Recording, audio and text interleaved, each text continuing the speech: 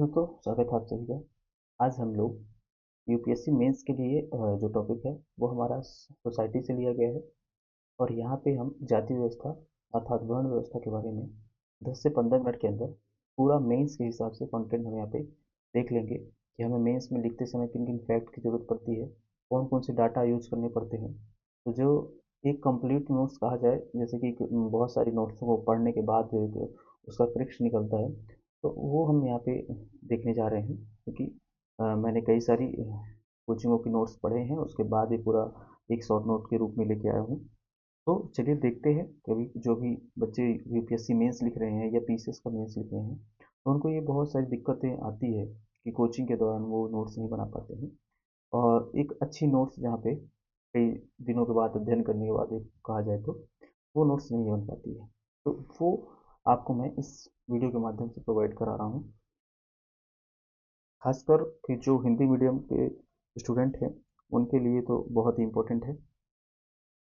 चलिए हम लोग शुरू करते हैं। इन 10-15 मिनट में हम पूरी वर्ण व्यवस्था को देख लेने वाले हैं। सबसे पहले हम जानते हैं कि वर्ण व्यवस्था आखिर है क्या चीज़, ये कहाँ से उद्भव हुआ, है ना। तो वर्ण व्यवस्था का जो उद्भव है वो हमारे ऋग्वेद के जो 10वां मंडल है, अंतिम 10वां मंडल है, वहाँ से हमें वर्ण व्यवस्था का उद्भव का जो प्रमाण मिलते हैं, है ना, सर्वप्रथम वहीं से मिलते हैं। कहा जाता है कि जब ऋग्वेद काल था, मतलब ऋग्वैदिक काल था, वहाँ पे वर्ण व्यवस्था जो थी वो बहुत अच्छी थी। क्योंकि वहाँ जो एक परिवार था, उस परिवार के जितने भी लोग थे, उन लोगों के जो मतलब कार्यों के आधार पर उन्हें बांटा गया था। जैसे कोई व्यक्ति अगर पढ़ा लिखा है तो उसे ब्राह्मण वाला मतलब पंडित वाला काम, पूजा पाठ ये सब वाला काम दे दिया गया। तो वो आगे चलकर क्या ब्राह्मण, तो एक ब्राह्मण हो गया। क्षत्रिय उन्हें कहा गया जो परिवार के सदस्यों में हट्टा मतलब हट्टा कट्टा रहा होगा, बॉडी बिल्डर टाइप का, तो उसे रक्षा करने के लिए दे दिया गया। तो क्षत्रिय का काम रक्षा करना हो गया। वहीं एक वैश्य नामक नामक का आपका वर्ण है। तो वैश्य वर्ण जो है वो जो बिजनेस माइंड का रहा होगा, उसे व्यापार के लिए दे दिया गया, है ना। वहीं शूद्र, मतलब शूद्र जो है थोड़ा काम काम वगैरह, मतलब थोड़ा यहाँ वहाँ दिमाग उसका नहीं लगता होगा, तो वो घर के काम देखता रहा होगा, खेती बाड़ी ये सब कुछ देखता रहा होगा, तो वो शूद्र वर्ग कहा गया। मतलब पहले चारों में बराबरी थी, बस थोड़ा बहुत जो टैलेंट का अंतर था, सबके अंदर अलग अलग क्रिएटिविटी होती है। तो वहाँ पे व्यवस्था जो थी वो काम आधारित थी। मतलब वहाँ पे कोई अस्पृश्यता नहीं थी या शोषणकारी नीति नहीं थी। एक कहा जाए तो परिवार के पालन पोषण के लिए एक जिम्मेदारी दी गई थी सभी नागरिकों को, मतलब सभी नागरिकों को कह सकते हैं या परिवार के लोगों को। ठीक है। तो अब हम देखते हैं शुरू से। एक छोटी सी मैंने एक भूमिका टाइप बनाने के लिए, जैसे आपने मेंस लिखा हो, मेंस लिखना है तो उसमें आप भूमिका लिखते हैं। तो भूमिका के लिए यहाँ पे ये कंटेंट दे दिया हूँ कि वर्ण व्यवस्था प्राचीनतम भारत की महत्वपूर्ण सामाजिक संरचना थी, जैसा कि मैंने अभी बताया। इसका उद्देश्य जो था वो समाज में कार्यों का विभाजन, है ना, और सामाजिक समन्वय बनाने के लिए, ठीक है, जो मुख्यतः कर्म और गुणों पर आधारित थी। जो मुख्यतः कर्म और गुणों पर आधारित थी, ठीक है, आधारित मानी जाती है। तो प्रारंभ में तो इसमें खुला तंत्र था। खुला तंत्र का एक मतलब समझ लेते हैं। खुला तंत्र का मतलब था कि आप एक जाति से दूसरी जाति में कन्वर्ट होना आपके लिए नॉर्मल था। मतलब एक वर्ण से, जैसे क्षत्रिय का काम कोई कर रहा है और कोई ब्राह्मण का काम कर रहा है, तो ये दोनों एक एक दूसरे में बदल सकते थे, है ना। वैश्य भी बदल सकता था, शूद्र वाला बदल सकता था। यहाँ पे कोई परमानेंट काम किसी को नहीं दिया गया था। लेकिन बाद में क्या हुआ कि ये बंद तंत्र में परिवर्तित हो गया। बंद तंत्र का मतलब, बंद तंत्र का मतलब ये हो गया कि अब कोई व्यक्ति यदि शूद्र वाला काम कर रहा है तो वो वैश्य वाला काम नहीं कर सकता, क्षत्रिय वाला काम नहीं कर सकता, और ब्राह्मण वाला काम नहीं कर सकता। ये बाद में हुआ, ठीक है। तो आप भूमिका में थोड़ा सा लिखें, क्योंकि भूमिका में आप शुरू से लेकर लास्ट तक लिखना पड़ता है ना। थोड़ा सा एक क्रक्स टाइप का पॉइंट, है ना। अब ये जन्म आधारित होने लगी। पहले खुला तंत्र था, कर्म और गुणों पर आधारित थी, और अब क्या हो गई, यहाँ पे बंद तंत्र हो गया और जन्म आधारित हो गई, ठीक है, जो सामाजिक असमानता को बढ़ाने लगी। ठीक है, तो ये भूमिका में आपने लिख दिया। इसके बाद हम लिखते हैं थोड़ा सा, जैसे मैंने अभी बताया कि ऋग्वैदिक काल के जो अंतिम 10वां मंडल था, वहाँ से जो उसका पुरुष सूक्त है, पहली बार वहाँ से 4 वर्णों के बारे में हमें उल्लेख मिला। ठीक है, ये थोड़ा सा आप अपने हिसाब से भूमिका में या जो आपका मेन बॉडी होगी वहाँ पे लिख सकते हैं। ठीक है, तो यहाँ पे पहले क्या थे, ऋग्वैदिक काल में एक ही परिवार में अलग अलग वर्ण के लोग रहते थे। ठीक है, तो अब हम देखते हैं कि ये जो 4 वर्ण थे कौन कौन से थे, क्या काम थे, मैंने बता चुका है। लेकिन आपको लिखने के लिए एक कॉन्टेक्ट अपने नोट्स बनाने के लिए मैंने दे दिया है, ठीक है। तो अब यहाँ पे देखिए कि ये शूद्र है, ये क्षत्रिय, ब्राह्मण और वैश्य, मतलब 4 वर्णों में बाँटा गया। तो ब्राह्मणों का क्या काम दिया गया कि वो शिक्षा, धर्म, यज्ञ और ज्ञान से संबंधित जो भी काम थे, वो काम करेगा कौन? ब्राह्मण। वहीं क्षत्रिय की बात करें तो वो प्रशासन का काम संभालेगा, शासन का काम संभालेगा और सुरक्षा का काम संभालेगा, ठीक है। वहीं वैश्य वैश्य जो व्यापार का, कृषि का या पशुपालन से संबंधित जो भी कार्य थे, वो संभालेगा। शूद्र का काम क्या था? सेवा या श्रम करना, सेवा या श्रम करना, ठीक है, मतलब जो 3 लोग ऊपर काम कर रहे हैं उनकी सेवा करना, श्रम करना, ये सब उसका काम होता था, ठीक। अब ये वर्ण व्यवस्था अभी तक अच्छी थी। देखिए मैंने एक पिक लगाया हुआ है, क्योंकि इस पिक में आप देखेंगे तो ये इनके तीनों में पहनावे में लगभग कोई गरीब नजर नहीं आ रहा है।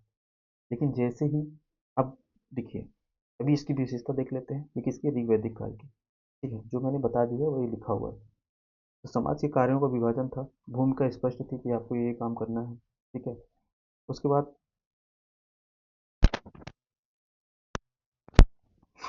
उसके बाद सामाजिक जो है गतिशीलता थी उसमें, है ना।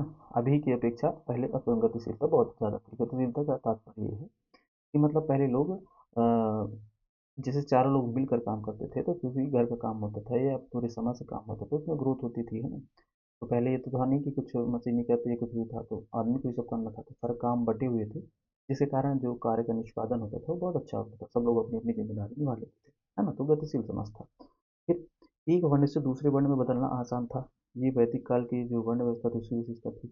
दूसरी, निम्न और उच्च का भेद नहीं था, कि कोई निम्न जाति का है, उम्र जाति का है, या ऊपर नीचे, ये कोई क्रोनोलॉजी वहाँ पे नहीं थी, ठीक है। फिर वर्ण व्यवस्था जो थी 36 थी। 36 का मतलब हॉरिजॉन्टल थी, मतलब ऐसे बराबरी का, सबको बराबर का अधिकार था, ठीक है ना। चारों वर्ण जो थे बराबरी में बटे हुए थे, ठीक। इसके बाद एक ही परिवार के लोग अलग अलग वर्ण के हो सकते थे, ठीक है, जैसे मैंने बताया काम के अनुसार। अब देखते हैं जब हमारा उत्तर वैदिक काल आया तो क्या हुआ। अब यहाँ एक पिक भी देखिए मैंने लगाई छोटी सी, याद रखने के लिए आपको, कि जो पंडित है वो थोड़ी उच्च कोटि का चोटी वगैरह रखने लगे या सब कुछ करने लगे। छतरी जो है एक पोशाक उनका मतलब रक्षा के लिए दिख ही रहा है, वैसे व्यापार टाइप का। और यहाँ पे शूद्र की स्थिति क्या हो गई? एक दयनीय स्थिति होने लगी शूद्र की, ठीक है। तो आप लिखेंगे कैसे? उत्तर वैदिक काल, ठीक, ये पॉइंट डालेंगे। उत्तर वैदिक काल में जो वर्ण व्यवस्था थी वो कैसी हो गई? जन्माधारित हो गई।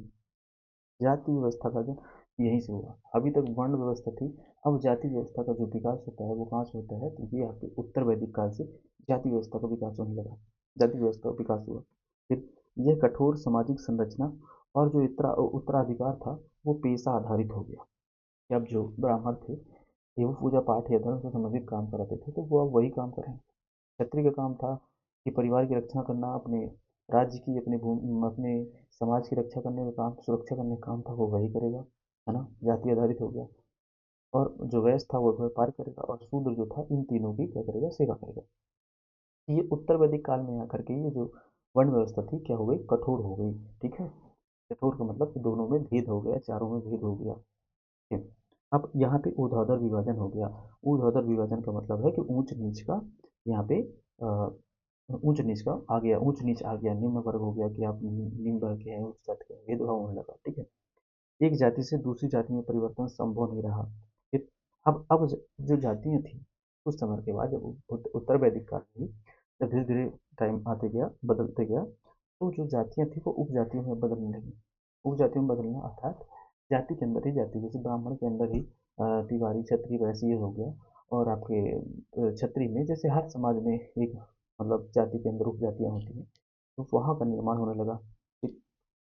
अच्छा, ये हुआ क्यों होने लगा? इसका थोड़ा कारण है कि जो अनुलोम और प्रतिलोम विवाह के कारण। तो यहाँ पे हम थोड़ा समझते हैं कि अनुलोम विवाह क्या होता है।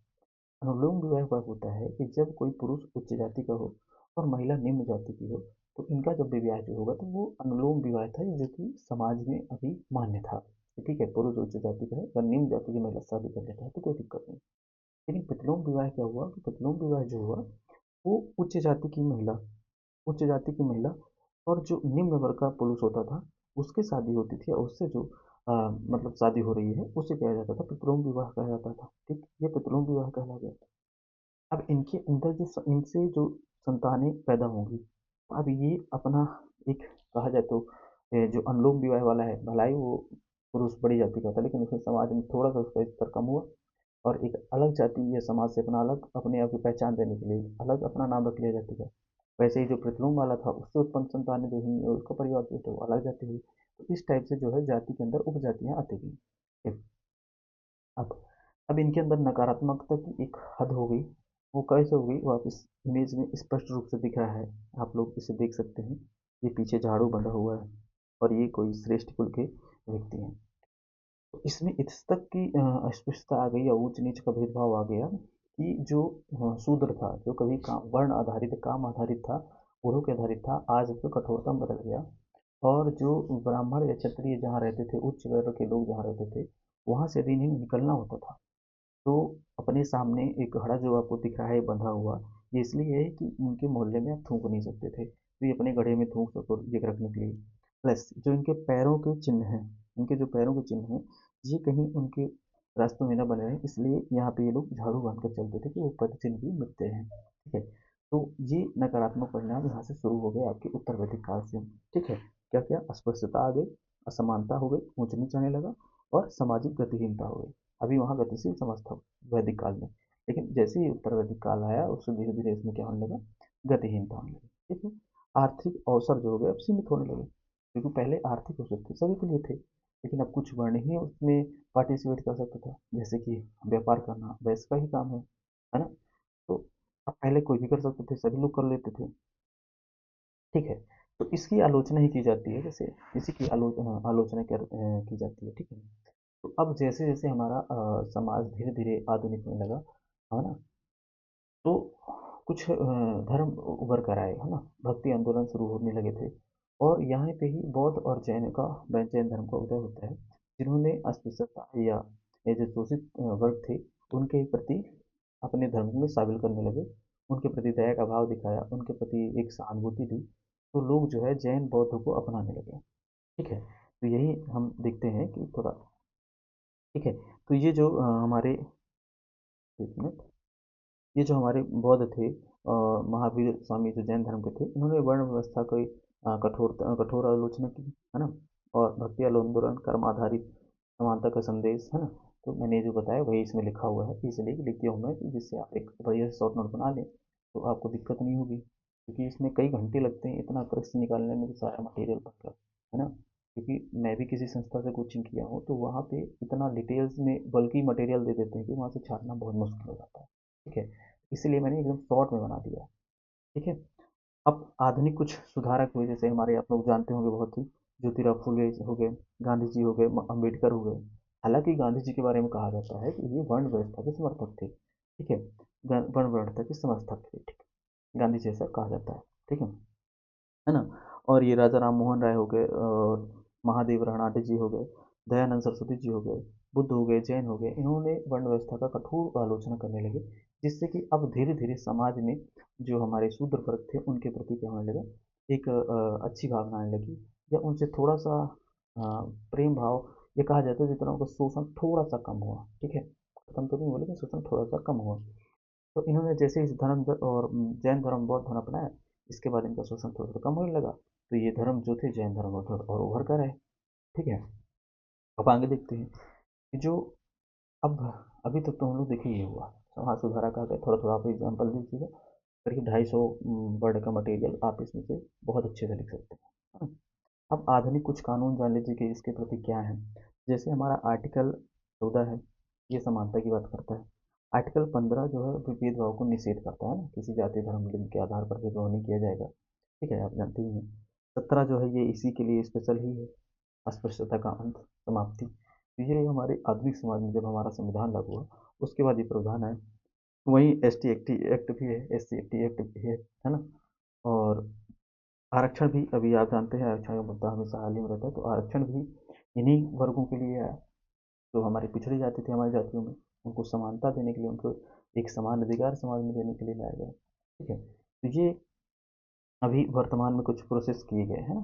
तो आप एक निष्कर्ष स्वरूप में लिख सकते हैं कि वर्ण व्यवस्था मूल रूप से सामाजिक संगठन थी पहले, लेकिन समय के साथ जन्म आधारित हो गई। ठीक है। और ये जाति व्यवस्था में बदल गई।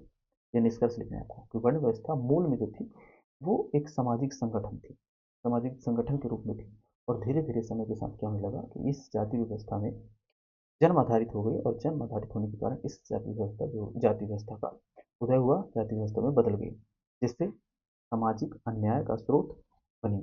कौन सामाजिक अन्याय का स्रोत बनी? जाति व्यवस्था। आधुनिक भारत में इसका जो लक्ष्य है वो है समान अवसर प्राप्त करना, ठीक है, मानव की गरिमा बनाए रखना और समावेशी समाज का निर्माण करना। ये हमारा आधुनिक लक्ष्य यही है कि सबके प्रति प्रेम भाव हो, सबके प्रति कोई भी भेदभाव ना रहे। ये हमारी संविधान का भी उद्देश्य है, और हमारे जो वर्तमान सरकारें हैं या किसी भी पूरे विश्व में इनके प्रति अब मुहिम चलाई जा रही है, ठीक है। तो अब ये हमारे टॉपिक 250 शब्द कंप्लीट हुआ। यदि आप लोग इसी तरह की कोई शॉर्ट नोट्स चाहिए आपको, आपकी अगर कोई हेल्प हो रही है, तो आप मेरे इस टेलीग्राम चैनल से आप स्कैन कर कर जुड़ सकते हैं, है ना। आप इस टेलीग्राम को आप स्कैन करिए और जुड़ सकते हैं इससे, और आंसर राइटिंग करिए। और कुछ दिन बाद, कुछ दिनों के बाद हम इसी में ही आंसर राइटिंग वगैरह शुरू कर देंगे, जिससे कि आप लोग चेक करके मतलब अपना आंसर लिखिए और भेज देंगे तो चेक किया जाएगा, ठीक है। क्योंकि मेरे पास कई सारे ऐसे दोस्त हैं जो ठीक ठाक पोजीशन पर हैं, तो वो आपकी आंसर राइटिंग देख सकते हैं, सब कुछ कर सकते हैं, ठीक है। अगर आपको ये वीडियो अच्छी लगी हो तो हमारे चैनल को सब्सक्राइब कर लीजिएगा, है ना, लाइक शेयर कर दीजिएगा, और कमेंट करके बताइएगा कि आपको ये जो हमारा यूपीएससी के लिए प्रयास किया जा रहा है हिंदी मीडियम वाले छात्रों के लिए, तो वो कैसा रहा। और ऐसे ही अगर आपको नोट्स चाहिए तो बता दीजिए किस टॉपिक में, किस सब्जेक्ट के बारे में, तो हम उसको बनाने की कोशिश करेंगे, जिससे कि हिंदी मीडियम वालों को इंग्लिश मीडियम वालों की तरह एक शॉर्ट नोट मिल जाए, जिससे उनकी प्रिपरेशन में कुछ कुछ फ़ायदे मिल सके। तो वीडियो को अभी तक देखने के लिए आप सभी को बहुत बहुत धन्यवाद। फिर मिलते हैं अगली वीडियो में। कमेंट करके बताइएगा कि आपको किस टॉपिक में वीडियो चाहिए, ठीक है। तो बहुत बहुत धन्यवाद, आप लोगों ने अभी तक वीडियो देखा।